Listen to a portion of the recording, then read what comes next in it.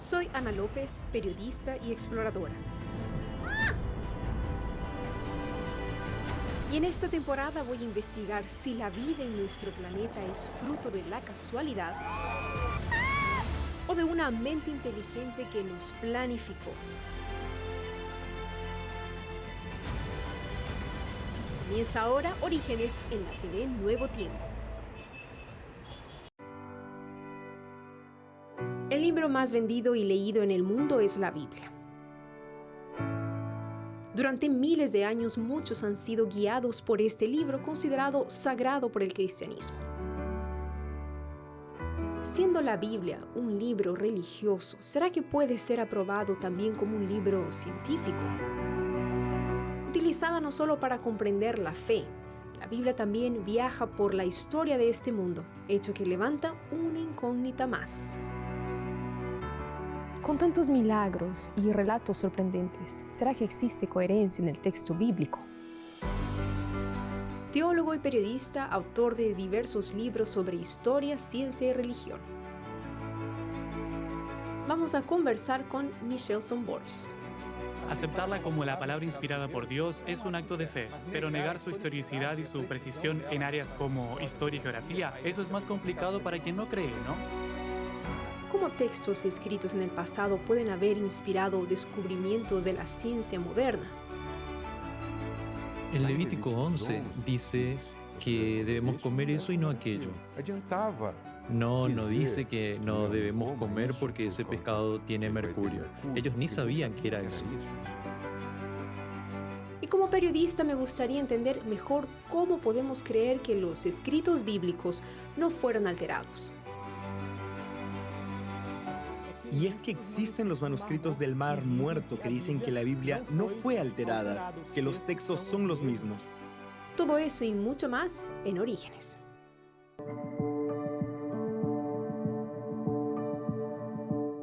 La Biblia, el libro más leído, traducido y compartido en el mundo. Lo puedes encontrar en cualquier parte del planeta, en más de 2000 idiomas diferentes.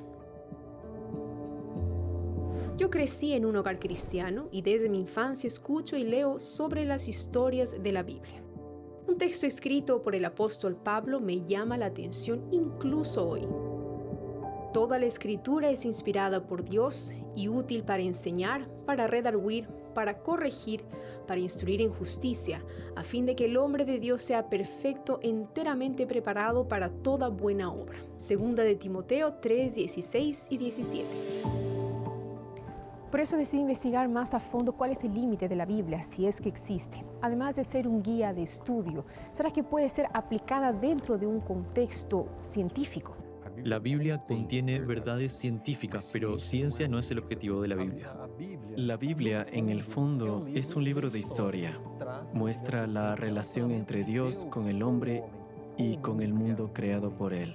La Biblia describe la relación de Dios, crea al ser humano y hace un pacto con ese ser humano y dice que si ese pacto es quebrado por el ser humano, él morirá.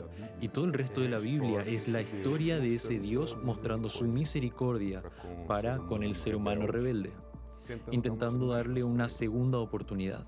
En medio de toda esa historia de cuidado por parte de Dios, Él muestra y revela los determinados hechos científicos. Ahora, ese no es el objetivo de la Biblia, satisfacer nuestra curiosidad científica o personal. Aunque no sea un libro con contenido científico, una frase de la conversa con David me llamó la atención. La Biblia contiene hechos científicos. Entonces, ¿cuáles son esos hechos? La Biblia no tiene todas las respuestas a todas las preguntas cotidianas.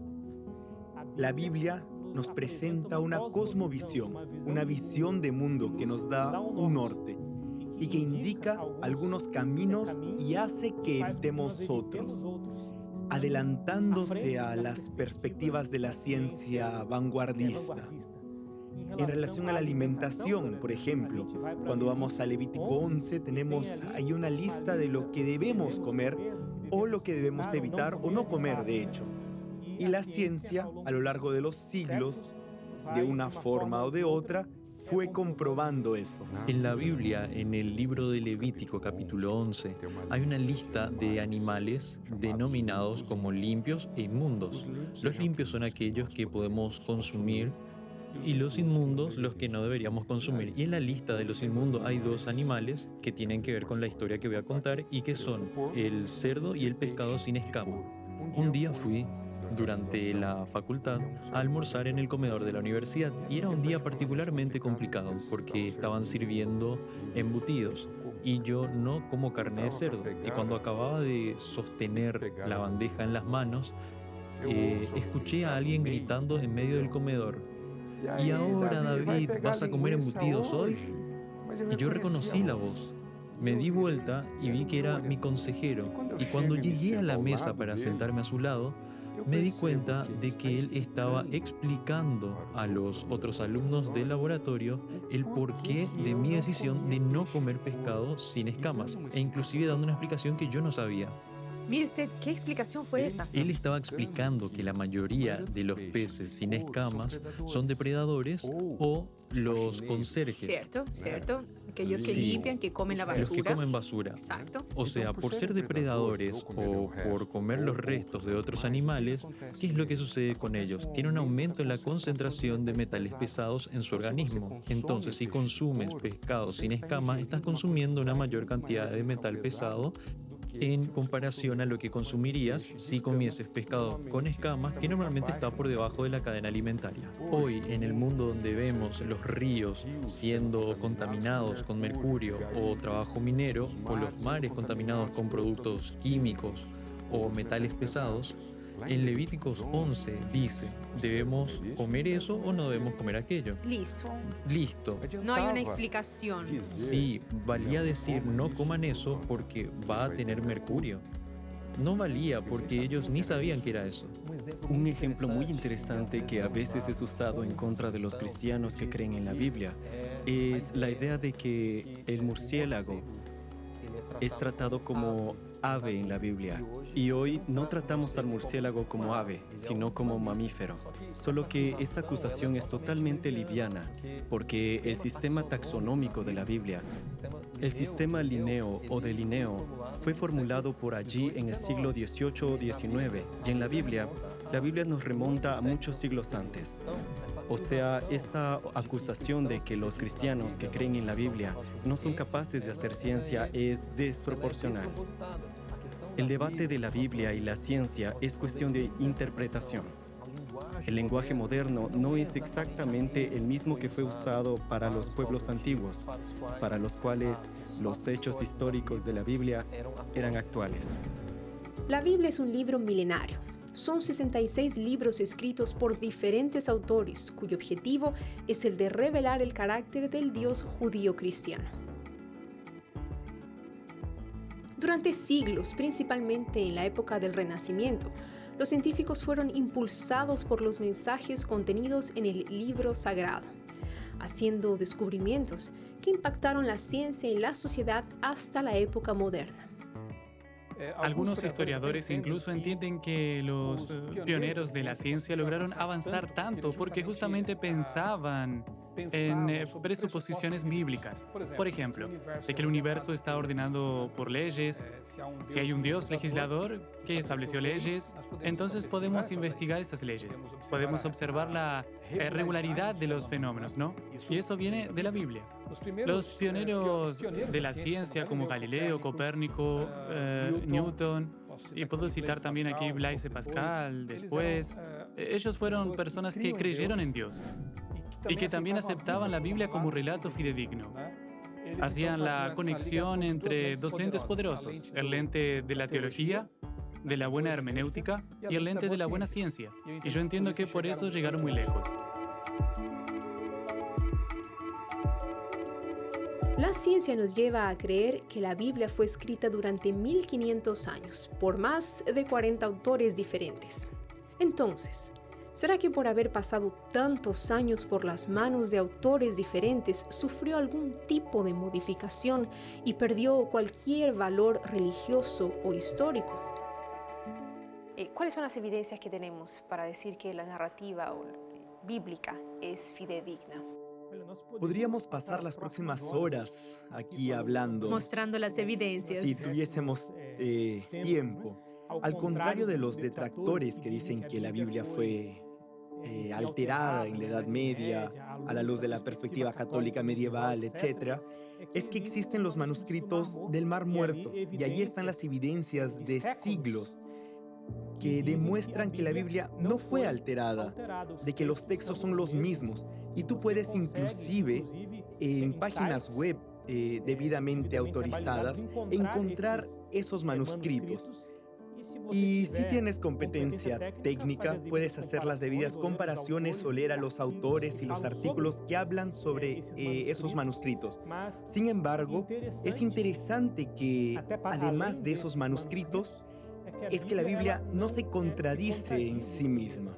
Por ejemplo, observando datos de la Biblia, esta habría sido escrita más o menos por el año 1500 antes de la era común, antes de Cristo, hasta el año 100 o cerca del año 100 después de Cristo. Serían esos 1600 años de escritura. Y hay muchos que dicen que no, eso fue posterior, etc. La Biblia comienza de forma específica, sus detalles. Siempre comienza con recopilación histórica. Yo soy el Señor, el que te saqué de la tierra de Egipto. Cuenta lo que Dios hizo con el pueblo y después habla de los mandamientos, haz esto, haz lo otro. Estas figuras o todos los detalles solo son encontradas de la misma forma fuera de Israel en los documentos hititas. Y eso es muy interesante. ¿Por qué? Porque el imperio hitita existió durante el año 1600 hasta el 1200 antes de Cristo y después desapareció. ¿Cómo es que un escritor bíblico, dentro de la visión racionalista, habría escrito una forma de alianza que desapareció de la historia de la humanidad cerca de 700 años antes de él? Y no dejó registro alguno. Él sería el único individuo en la antigüedad y del grupo de la antigüedad que conoció esa alianza. No existe otro documento. La arqueología descubrió eso y realmente sí está. Biblia y ciencia, de hecho, parecen estar en mundos opuestos. Sin embargo, cada rastro, cada batalla enfrentada en este mundo, gobiernos y reinos que se consolidaron, cuentan una historia, la historia de la humanidad. Y si en la Biblia encontramos algunos de esos relatos, ¿cómo podemos utilizarla para interpretar nuestros orígenes? Eso es exactamente lo que voy a intentar descubrir después del intervalo. La Biblia es fundamental para el científico cristiano que intenta entender los orígenes. ¿Sería la Biblia un libro de ficción y no un libro con verdades históricas? El hecho es que aceptarla como la palabra inspirada por Dios es un acto de fe, pero negar su historicidad y su precisión en áreas como historia y geografía, eso es más complicado para quien no cree, ¿no? Porque ella es muy precisa. La curiosidad me lleva también a querer saber qué descubrimientos científicos ya estaban descritos mucho antes en la Biblia. De acuerdo con esos datos, él le ordenaría a la persona aislarse por 7 días y 7 días después el sacerdote debía hacer una nueva evaluación. Y eso sucedió hace 3500 años atrás. Ya se hablaba de aislamiento. ¿Cómo ellos sabían eso? Todo eso después del intervalo. No te lo pierdas. En el bloque anterior discutimos la confiabilidad de la Biblia. Y ahí están las evidencias de siglos que demuestran que la Biblia no fue alterada, de que los textos son los mismos.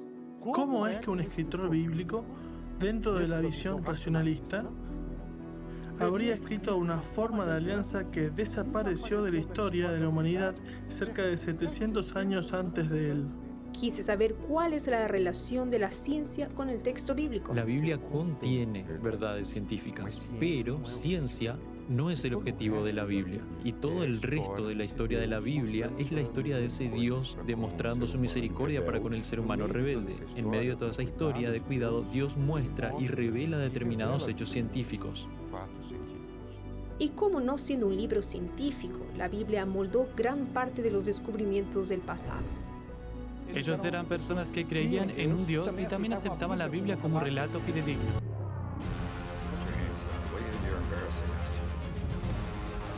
Los éxitos de Hollywood como Star Wars, Vengadores y tantos otros tienen algo en común. Además de la aventura, son películas de ficción. Y entre los críticos de la Biblia hay quienes afirman que esta también trae una superproducción que carece de acontecimientos reales. ¿Existen eventos históricos que coinciden exactamente con periodos mencionados en la Biblia? ¿Cuáles son esos eventos? ¿Y qué nos dicen sobre la coherencia del registro bíblico? Esos eventos de la historia que coinciden con los de la Biblia constituyen, por decirlo así, unos argumentos poderosos para demostrar la precisión histórica de la Biblia o el contexto histórico de la Biblia. El hecho es que aceptarla como la palabra inspirada por Dios es un acto de fe. Pero negar su historicidad y su precisión en áreas como historia y geografía, esto es más complicado para quien no cree, ¿no? Porque ella es muy precisa. Me acuerdo cuando estudié por primera vez el capítulo 2 de Daniel, la historia de la humanidad en un capítulo de la Biblia y en pocos versículos. Si no me equivoco, son 59 versículos. Un resumen de la sucesión de imperios, una precisión absoluta. Daniel estaba viviendo en el tiempo de Babilonia y le identifica que el sueño de la estatua decía que el rey de Babilonia, o que Babilonia era esa cabeza de oro. Después viene una sucesión de metales en la estatua, pechos y brazos de plata, vientre de bronce, vientre y muslos, después las piernas de hierro, y los pies una mezcla extraña de hierro y barro cocido que los teólogos identifican como Europa.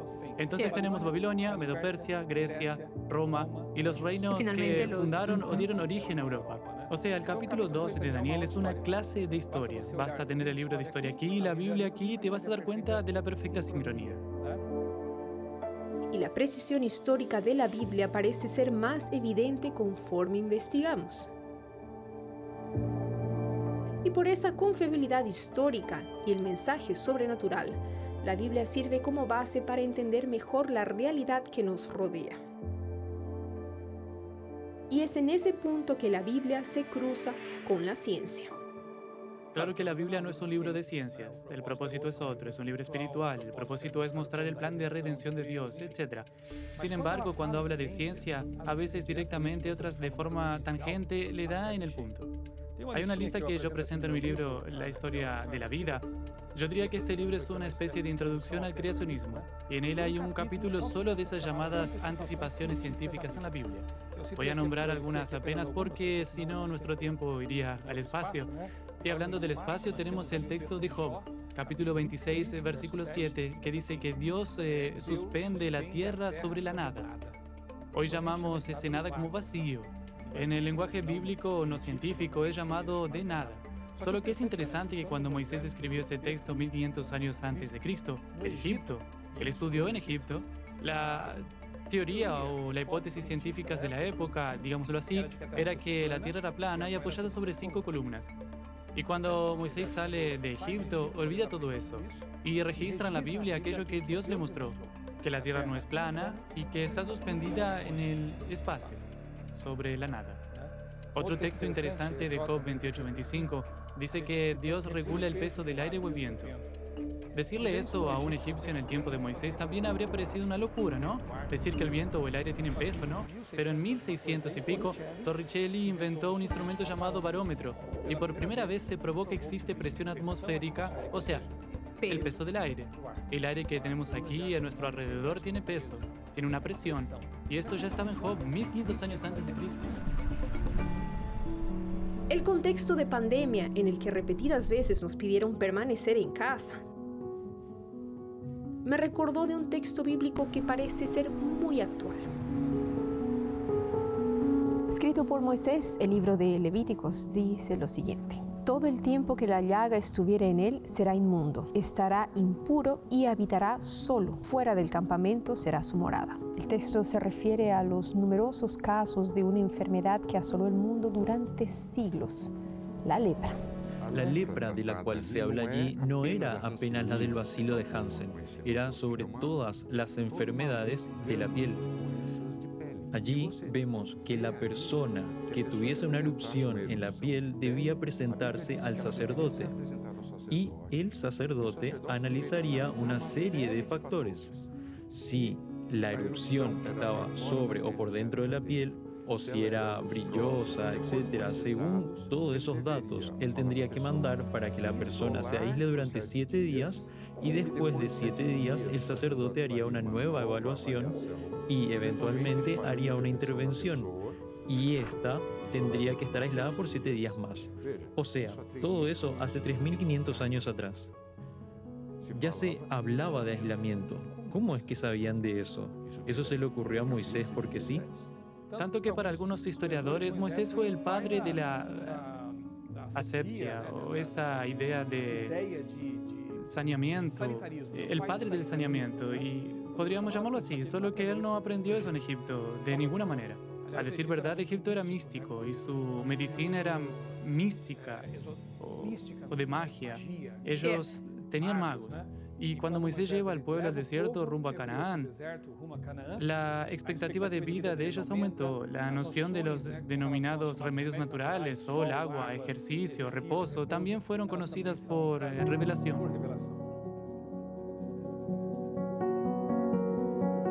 En la Biblia hay un sinnúmero de declaraciones sobre fenómenos naturales que solo fueron descubiertos siglos después. Y no se trata de creencias o fe, y sí de un análisis racional de evidencias esparcidas en diferentes lugares. Sea o no un libro científico, la Biblia sirve como base para el estudio de los orígenes a partir de la perspectiva creacionista, del mismo modo que otros campos de la filosofía amparan estudios del naturalismo.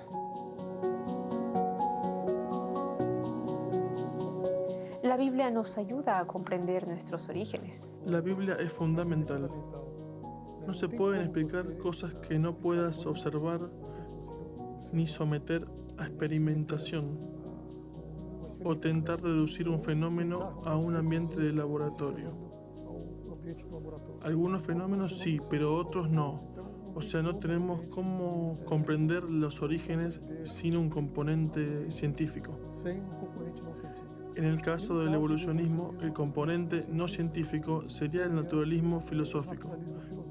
Generalmente eso no es comentado, pero cuando vemos algunos conceptos en el campo de la biología, por ejemplo, homologías, analogías, evolución convergente y otros conceptos biológicos, queda claro que esos conceptos son derivados no de la investigación científica y sí de los presupuestos filosóficos.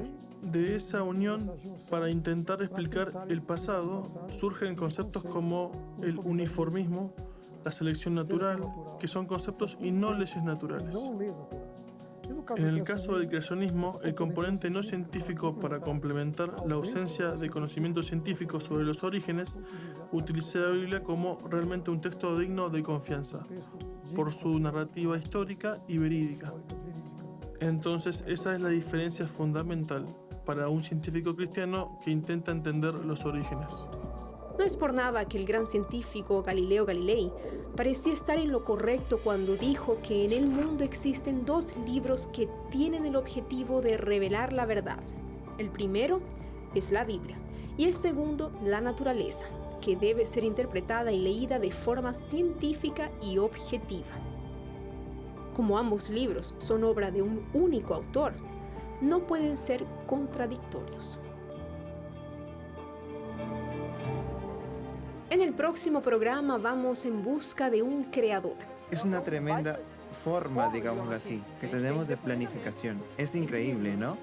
Ante tanta belleza natural, quiero descubrir evidencias de planificación.